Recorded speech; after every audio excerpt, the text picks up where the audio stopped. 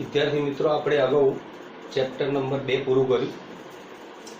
હવે chapter number 3 નિશ્ચાયક શ્રેણિક છે અને ચેપ્ટર નંબર 4 નિશ્ચાયક છે.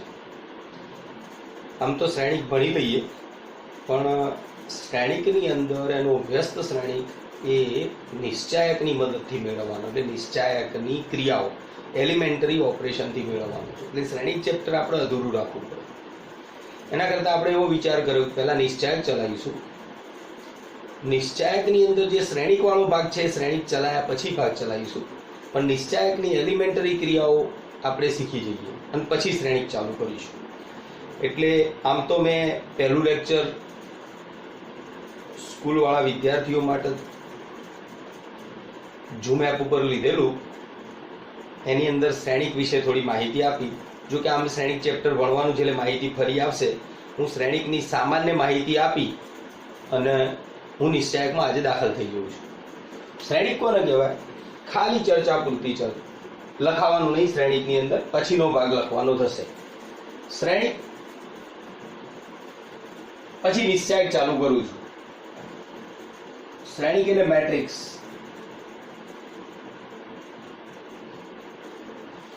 આ ફક્ત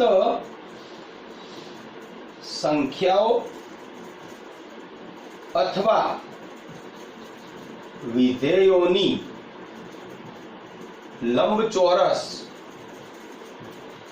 ગોઠવણી છે. ફક્ત ગોઠવણી છે, ફક્ત ગોઠવણી. એનો કોઈ મતલબ નથી. જ્યારે નિશ્ચાયક એ ગોઠવણી નથી, એનું કંઈક નીકળશે, મૂલ્ય હશે, કંઈક કારણ હશે, જોઈશું. અત્યારે આ ફક્ત ગોઠવણી છે. આપણે શ્રેણિકમાંથી નિશ્ચાયક બનાવ્યો એટલે શ્રેણિકની થોડી માહિતી આપું છું. ઉદાહરણ તરીકે શ્રેણિકને જનરલી કેપિટલ લેટર વડે દર્શાવીશું.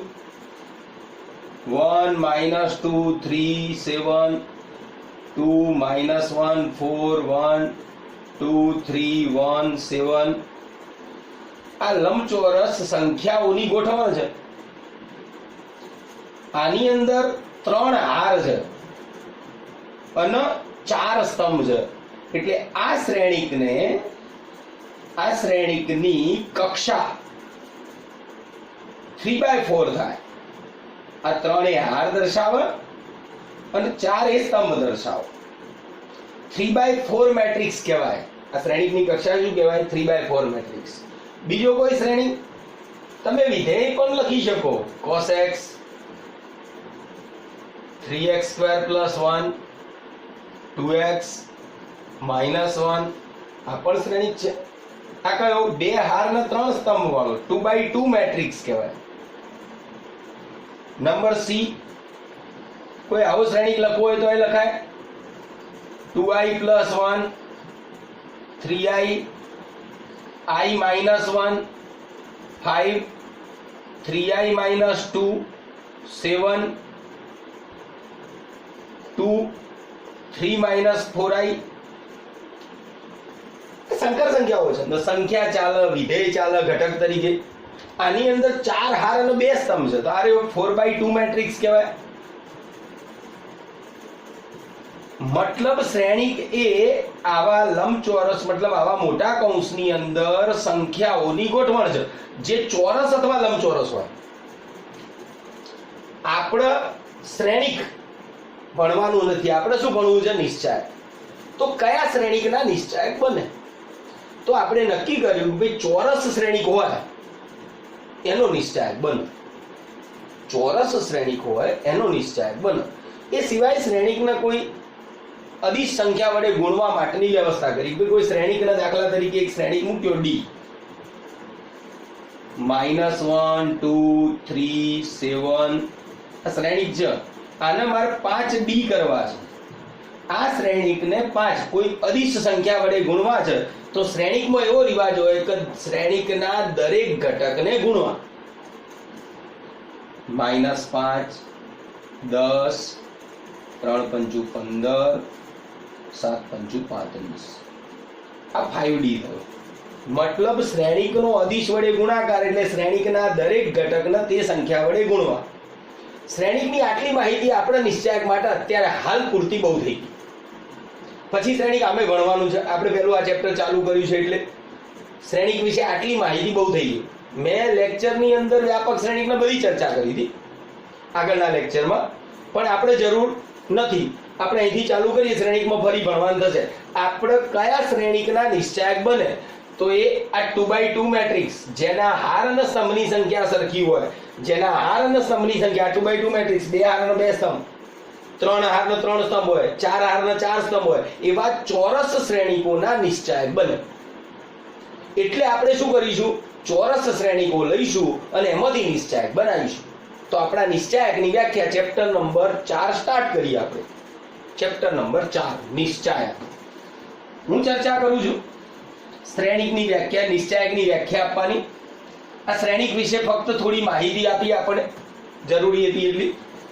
નિશ્ચાયક ચેપ્ટર નંબર 4.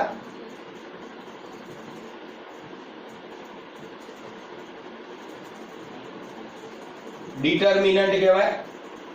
નિશ્ચાયકની વ્યાખ્યા કેવી રીતના આપવાની, તો આપણી ટેક્સ્ટ બુક વાળાએ નિશ્ચાયકની વ્યાખ્યા વિધેયની મદદથી આપી. હું પણ વિધેયની મદદથી આપું. આમ તો કોઈ વિધેય વગર પણ હું નિશ્ચાયકના દાખલા સ્ટાર્ટ કરી શકું, બધું જ સીધો નિશ્ચાયક સમજાવી પણ શકાય. પણ આપણે આપણી એનસીઆરટી બુકની ટેક્સ્ટ બુકની વ્યાખ્યા રાખીશું, કારણ કે એમસીક્યુમાં વ્યાખ્યામાંથી પણ એમસીક્યુ નીકળે, એટલે આપણે કમ્પ્લીટ વ્યાખ્યા સાથે કામ કરીશું. હું શું કરું છું, વિધેય આપણે જાણીએ છીએ f ફ્રોમ x થી y. આવું વિધેય હોય તો વિધેય કોને કહેવાય, ગણ x નો પ્રત્યેક ઘટક ગણ y ના અનન્ય ઘટક સાથે સંકળાયેલ વિધેય કહેવાય. એટલે આનો ઘટક સ્મોલ x હોય તો એના ઉપર f ઓફ x લાગે, f ઉપર લાગે તો આનો જે જવાબ છે એ શેમાં મળે, y માં મળશે. fx બરાબર y. આનો ઘટક x અહીંયા મુકાય, એના ઉપર f એપ્લાય થાય, જવાબ y. એનો મતલબ ગણ કેપિટલ x નો સ્મોલ x ઘટક કેપિટલ y ના સ્મોલ y ઘટક સાથે સંકળાય છે. પણ આના ઘણા બધા ઘટક સામે એક સાથે સંકળાય તો ચાલે, પણ આનો એક ઘટક સામે બે સાથે ના સંકળાવવો જોઈએ. આને વિધેય કહેવાય. તો હું વિધેય બનાવવા નીકળ્યો, વિધેયની મદદથી નિશ્ચાયકની વ્યાખ્યા આવી. મેં શું કર્યું, ધ્યાન રાખજો, પછી વ્યાખ્યા લખું છું. કેપિટલ M ચોરસ શ્રેણિકોનો ગણ લીધો મેં, પણ ચોરસ શ્રેણિકોનો ગણ.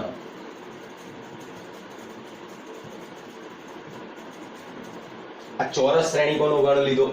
શ્રેણિકનો કોઈ મતલબ નહીં, ફક્ત સંખ્યાઓની ગોઠવણ છે, એટલું ધ્યાન રાખવાનું. એમ મારા આ શ્રેણિકને કોઈ વાસ્તવિક સંખ્યા અથવા તો સંકર સંખ્યા સાથે, એટલે વાસ્તવિક સંખ્યા અને સંકર સંખ્યા બે ભેગી લખવા માટે સંખ્યાઓનો ગણ તમારી ચોપડી વાળાએ કે લીધો, સંખ્યાનો ગણ.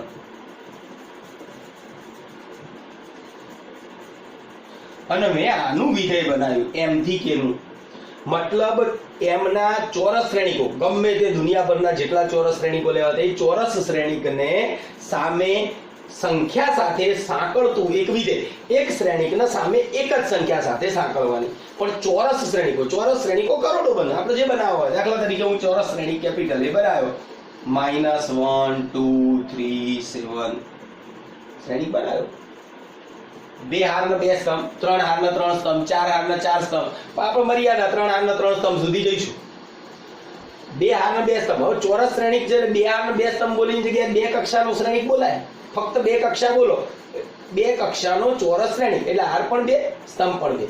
નિશ્ચાયક હંમેશા ચોરસ જ હશે, એટલે આપણે 2x2 નિશ્ચાયક એવું નહીં બોલીએ, દ્વિહાર નિશ્ચાયક બોલીશું. 2 હાર વાળો નિશ્ચાયક, બસ. સ્તંભ 2 જ હોય, કારણ કે નિશ્ચાયક હંમેશા ચોરસ જ હોય. આ મેં શ્રેણિક લીધો. આવા લોટ ઓફ શ્રેણિક એમો મળે. m ની અંદર આ 2x2 મળ્યો. પછી દાખલા તરીકે b બરાબર લીધો હોય તો -1 3 0 7 1 2 0 2 -1 ને 4 આ શ્રેણિક લીધો.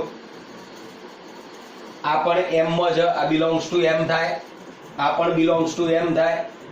મતલબ m નો ઘટક a, એના ઉપર f એપ્લાય કરો એટલે f ઓફ a.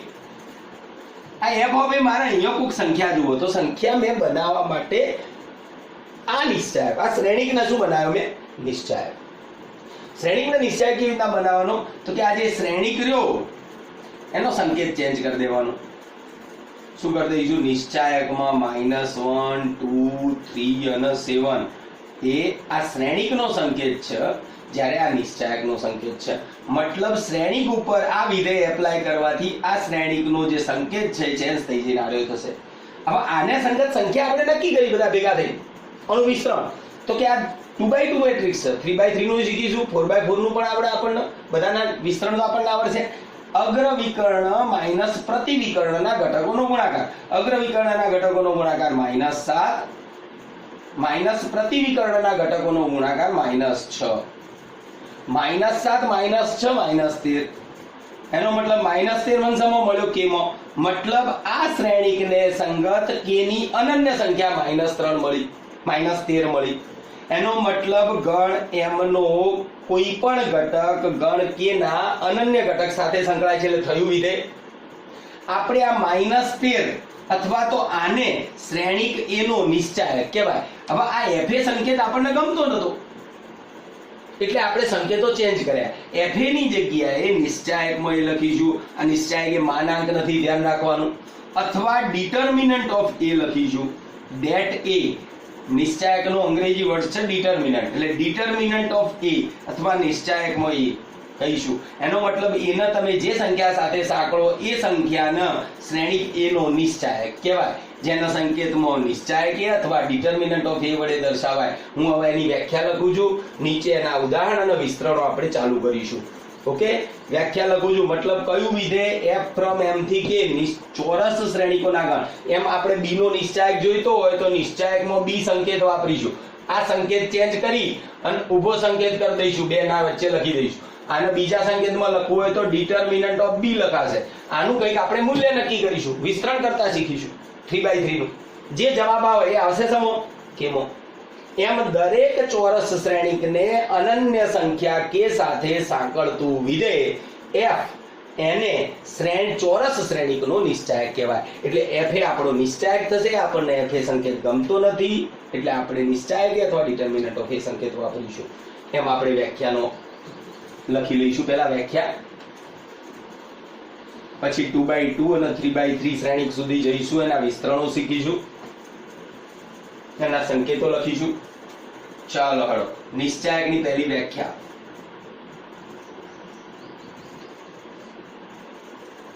લખીએ. ધારો કે કેપિટલ M એ ચોરસ શ્રેણિકોનો ગણ છે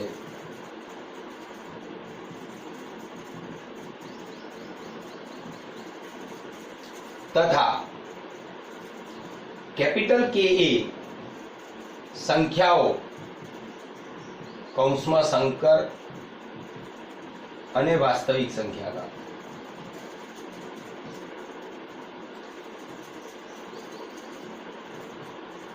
ગણ છે.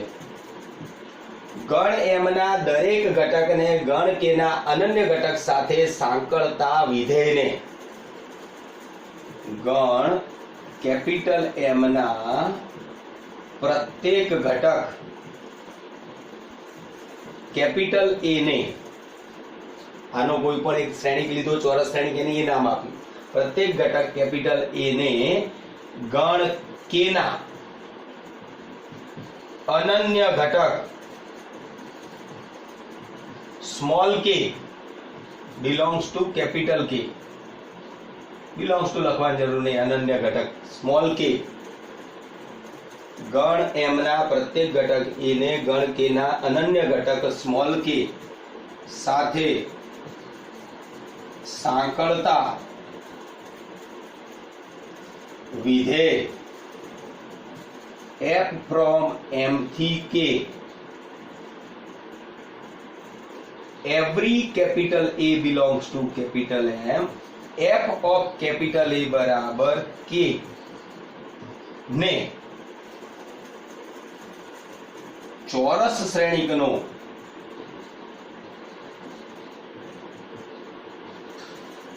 નિશ્ચાયક કહે છે. f કેપિટલ A ને ચોરસ શ્રેણિક કેપિટલ A નો નિશ્ચાયક કહે છે.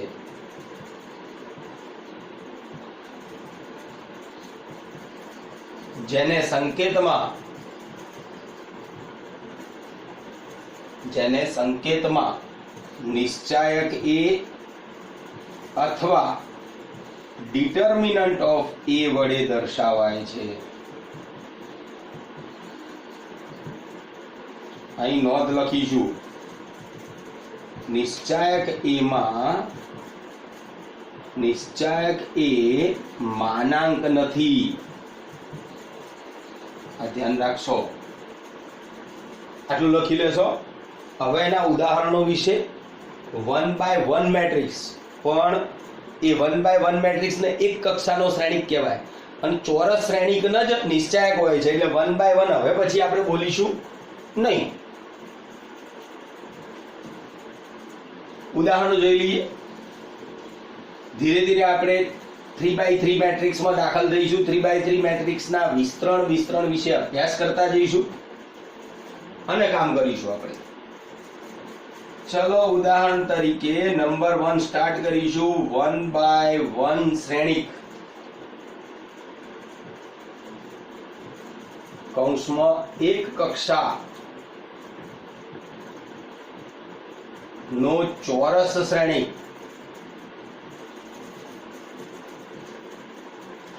નો નિશ્ચાયક. આજે ભણીશું પછી બંધ કરીશું. 1/1 મેટ્રિક્સ ક્યારે પણ નહીં આવે. હું લખું છું a બરાબર 1/1 મેટ્રિક્સ -2.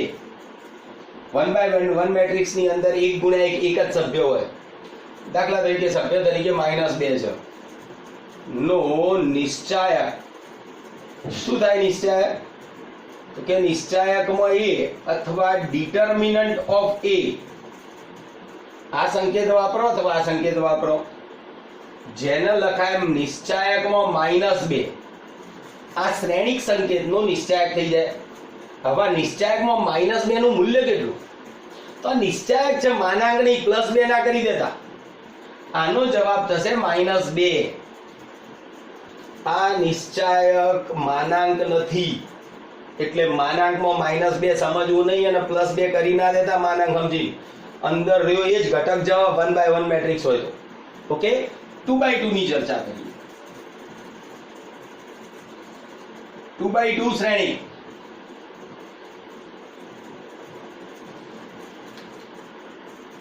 એટલે બે કક્ષાના ચોરસ શ્રેણી નો નિશ્ચાયક. હવે જૂની ચોપડી વાળા બે કક્ષાના ચોરસ શ્રેણિક નો નિશ્ચાયક એવું નહીં બોલતા, દ્વિહાર નિશ્ચાયક બોલે છે. એ લોકો શું બોલે છે? દ્વિહાર નિશ્ચાયક.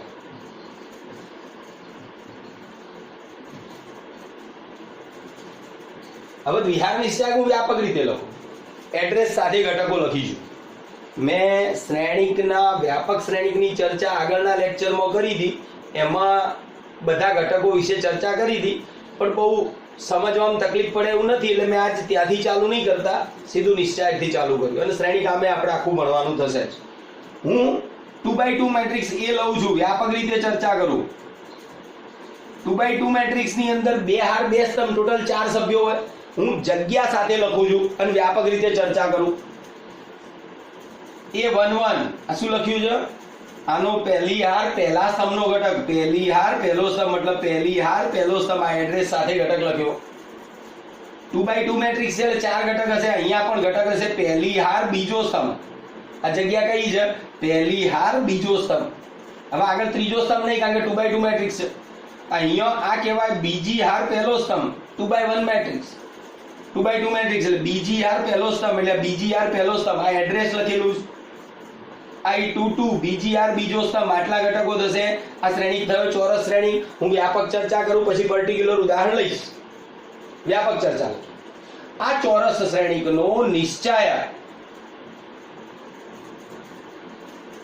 એટલે નિશ્ચાયકમાં a અથવા ડિટર્મિનન્ટ ઓફ a બરાબર શ્રેણિકનો સંકેત ચેન્જ કરી નિશ્ચાયક કરી દો. આ નિશ્ચાયક કહેવાય, આ શ્રેણિક કહેવાય. આનો કોઈ મતલબ નહીં, આનો કંઈક મતલબ નહીં કરશે. આ ફક્ત ગોઠવણ છે, આનું કંઈક મૂલ્ય છે.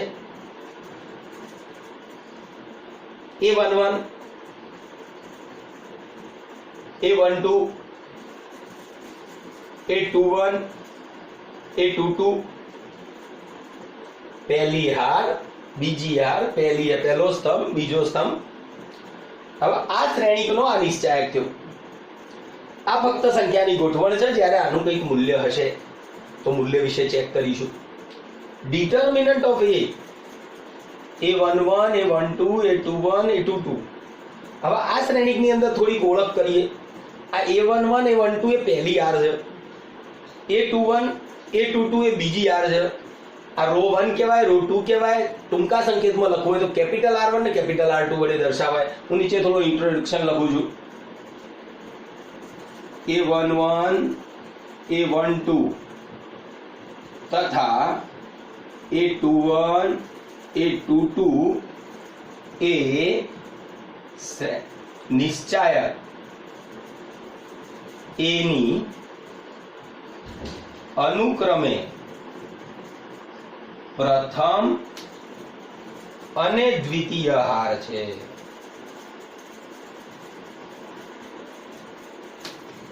જેને સંકેતમાં અનુક્રમે R1 તથા R2 વડે પણ દર્શાવાય.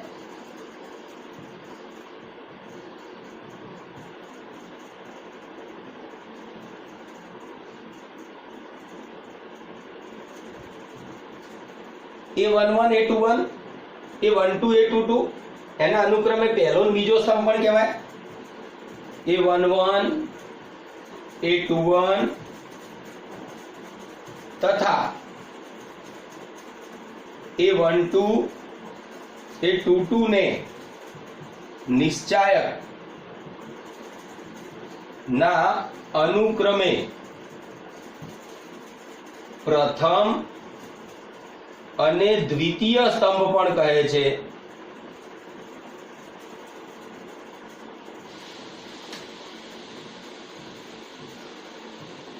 જેને સંકેતમાં કોલમ નંબર 1 C1 સંકેતમાં અનુક્રમે C1 અથવા C1 તથા C2 વડે દર્શાવાય છે.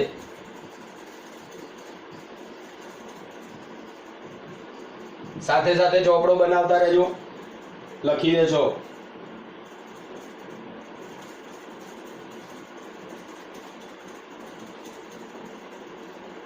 ચલો, આ પહેલી હાર બીજું હાર પહેલો સ્તંભ બીજો સ્તંભ. આને અગ્રવિકર્ણ કહેવાય ને આને પ્રતિવિકર્ણ કહેવાય. A11 A22 અગ્રવિકર્ણ, A12 A21 ને પ્રતિવિકર્ણ કહેવાય. આ નિશ્ચાયકનું મૂલ્ય અગ્રવિકર્ણના ઘટકોનો ગુણાકાર માઈનસ પ્રતિવિકર્ણના ઘટકોનો ગુણાકાર થશે. લખી લઈએ. આગળ ડેશ કરી નોંધ લખતા જજો. A11 A22 ને અગ્રવિકર્ણ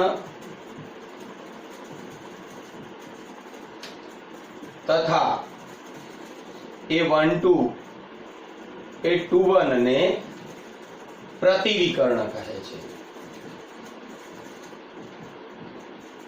નિશ્ચાયક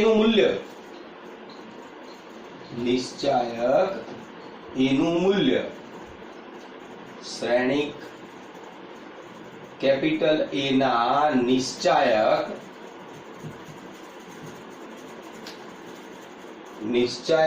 A અથવા ડિટર્મિનન્ટ ઓફ A નું મૂલ્ય બરાબર અગ્રવિકર્ણના ઘટકોનો ગુણાકાર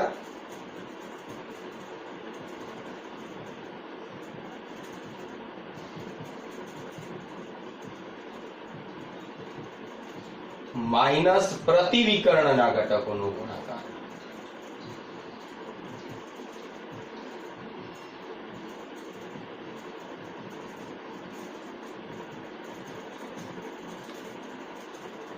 A11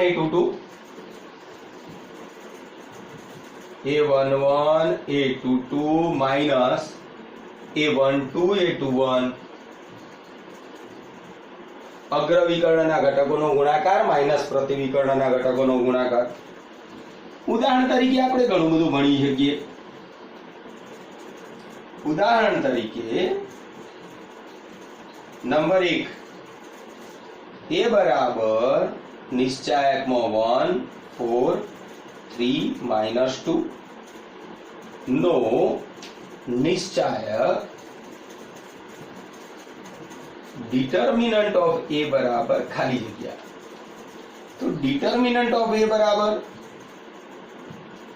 निश्चायक में श्रेणिक नो निश्चायक थी जाए 1 4 3 -2 अग्र विकर्ण घटकों गुणाकार -2 माइनस प्रति विकर्ण घटकों गुणाकार -12 -2 -12 -14 आ एनु मूल्य था। उदाहरण तरीके b बराबर तमने आवो श्रेणिक में गुणाकार आल्यो cos x sin x नीचे minus sin x cos x नो निश्चय डिटर्मिनंट ऑफ b बराबर खाली जगह। तो क्या डिटर्मिनंट ऑफ b बराबर निश्चायक में cos x sin x minus sin x cos x अग्र विकर्ण घटकों गुणाकार cos square x minus minus आ बने गुणाकार plus sin square x total result आयु जवाब 1 sin स्क्वायर x वत्ता cos स्क्वायर x। आज द्विघात निश्चायक नो समीकरण पण बने चेक करी लीजिए एवं पण पूछी शके। उदाहरण नंबर 3